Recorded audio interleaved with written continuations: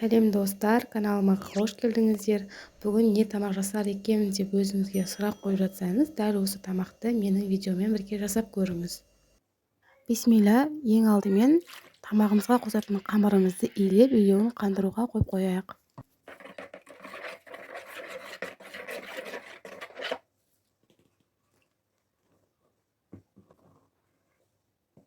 Аты жалқау манты деп аталады. Егер де манты жегілеріңіз келіп, бірақ уақыттарыңыз болмаса, дәл осы жолмен жасасаңыздар өте дәмді шығады. Бисмилля деп тамағымызды бастайық. Ең алдымен қазанға керекті майымызды құйып аламыз және қыздырып болған соң етімізді 4 бұрышты ұсақ етіп турап алып қуыратын боламыз. Яғни оттың астын жай қойып, етіңіздің қаттылығына байланысты бетін жауып пісірсеңіз, етіңіз өте жұмсақ болып пісіп шығады.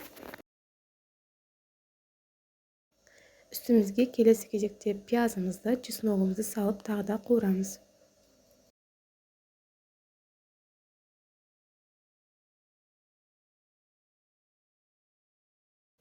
Келесі кезекте туралған сәбізімізді және картошкамызды салып барлығын қуырамыз.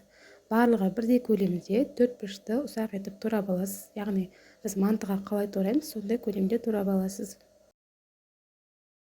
Дәміне қарай тұзымызды қосамыз. Қалауыңызша бұрыш немесе өзіне арнайы спец приправаларды қоссаңыз болады. Қызыл түс беру үшін томатыңызды немесе икра салаттарыңызды салсаңыздар болады. Енді біз су құйып, суымыз қайнағанша біз қамырымызды жайып дайындап алуымыз керек.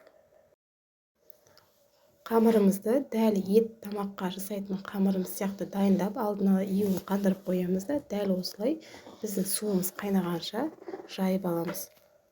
Қамырымызды жайып болған соң, бетіне ақ майымызды бір тегістетіп жағып шығамыз.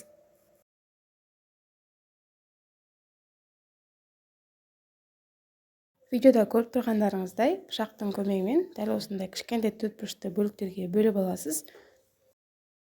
Қамырымыз видеода көріп тұрғандарыңыздай қатты қалың емес, қатты жұқа да емес, дәл біз етке жайылған жайма сияқты қалыңдықта жайылып алды. Бір тегіс етіп майы жағылып, бір-бірінің үстіне қабатталып, осылай қайнап тұрған біздің подливамыздың бетіне қойылады. Байқасаңыздар, суын көп құйып жібермеңіздер. Бұл деген қазір кішкене ғанағы подливадан ішіндегі судың қайнаған кезде буына піседі.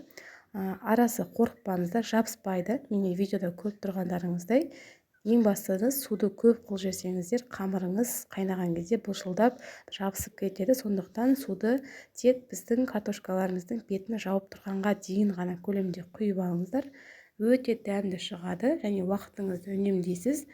Күнде бір тамақты жасап жүріп жалықсаңыз, дәл осы тамақты жасап көріңіз, өте дәмді шығады. Ас болсын, және де алдағы уақытта да дәл осындай ерекше рецепттерді жіберіп алмас үшін каналыма міндетті түрде подписация етіп алыңыз. Назарыңызға көп рахмет.